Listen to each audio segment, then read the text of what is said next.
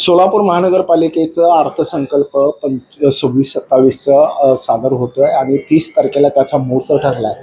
आणि संगणकाच्या तज्ज्ञ असणाऱ्या रंजिता चाकोते ह्या अर्थसंकल्प मांडत आहे. पहिलंच आहे आणि वाणिज्य शाखेमधलं म्हणजे विज्ञान शाखेतून वाणिज्य शाखा हे कसं काय म्हणजे मोठी कसरत तरी वाटत नाही ना? नाही, कसरत नाहीये. सर्वप्रथम मी माझ्या प्रिय सोलापूरकर वासियांना सांगू इच्छिते की आपण आता आपलं सोलापूर आपला अर्थसंकल्प या अंतर्गत सर्व सोलापूर वासियांसाठी एक याची सूचना पेटी आणि सर्व निर्धारित संकेत ठेवलेले आहेत, जसे की QR कोड आहे, जे होर्डिंग्स आपल्या गावाच्या महत्त्वाच्या ठिकाणी लागणार आहेत.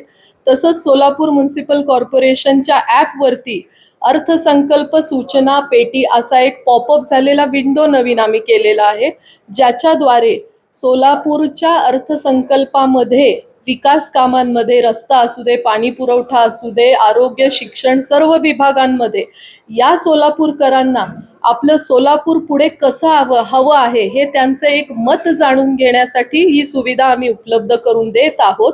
त्याचा नक्कीच सर्व सोलापूरकर वासियांनी नक्कीच त्याच्यामध्ये आपल्या कमेंट्स, आपल्या सजेशन, आपले सुझाव, आपली मतं द्यावीत, जेणेकरून आम्ही या नवीन अर्थसंकल्पामध्ये त्याचा विचार नक्की छाननी आणि कशा पद्धतीनं तुम्ही ग्राह्य धरणार ते याचा सगळा अभ्यास केलेला आहे. आज 12 तारीख आहे. आपल्याला उद्या सकाळी आयुक्त साहेब अर्थसंकल्प आणून देत आहेत. तेव्हापासून 13, 14, 15 तारखेपर्यंत ही विंडो आपल्यासाठी ओपन असणार आहे. 15 तारखेच्या संध्याकाळपर्यंत.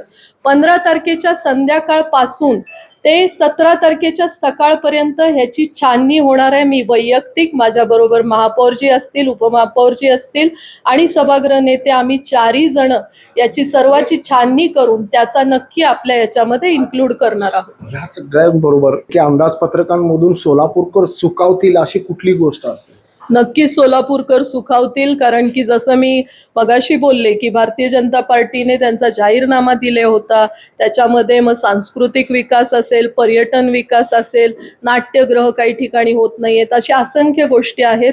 मी महिला अध्यक्ष आहे भारतीय जनता पार्टीचा. माझ्या महिलांसाठी नक्कीच खास भेट असणार आहे. सोलापूरकर अनेक वर्ष बघतायत की बाबा सोलापूरच्या समस्येच्या संदर्भात प्रामुख्याने आहे, प्राणी आहे, कचरा आहे, ह्या सगळ्यांपासून मुक्ती होण्यासाठीच्या उपाययोजना ह्या अर्थसंकल्पामधून दिसतील का? नक्कीच दिसणार आहे. खरं तर मला आवर्जून तुमच्या चॅनलवर सांगायचं आहे की हे सर्व करत असताना सोलापूरचा विकास घडायला खूप काही करावं लागणार आहे. गेले 4 दिवसात जे काही बघतो आहे, जे काही शिकतो आहे, याच्यामध्ये दादा एक खंत आहे की 365 दिवसामधले 4 दिवस माझे संपलेले आहेत. उरलेला टाइम मला फुल काम करायचं आहे. त्यामुळे या दिवसांमध्ये जेवढा काही मॅक्झिमम प्रयास होणार आहे तो मी करणार आहे.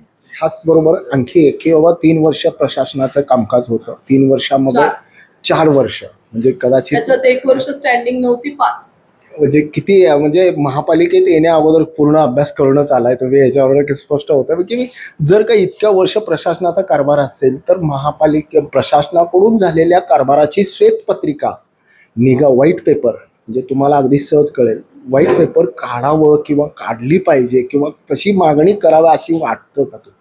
मला त्या सगळ्याच्या खोलावर जास्त मीडियावर न जाता त्याच्यापासून आपल्याला काही त्यातनं माझ्या नागरिकांसाठी सोयीसुविधा करता येतील याचा मी प्रयास करणार आहे.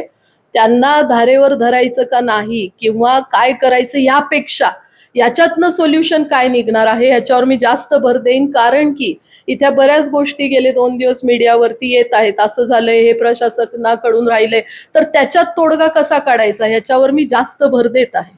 अंदाजपत्रकावर कुणाचा प्रभाव असेल?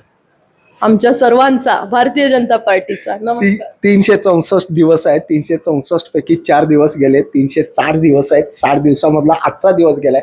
359 दिवस आहेत. आशा करू की सोलापूरकरांना यंदाचा अंदाजपत्रकामध्ये एक महिलेचा जो का खाक्या असतो संसार सांभाळण्याचा, तो खाक्या आपल्याला बघायला मिळेल आणि शहराच्या विकासामध्ये 359 दिवसामध्ये नक्कीच काहीतरी बदल अपेक्षित आहे आणि ते सोलापूरकर नक्कीच आशा ठेवून आहेत. ब्रेन न्यूज करता यासिन शेखचा मी नितीन.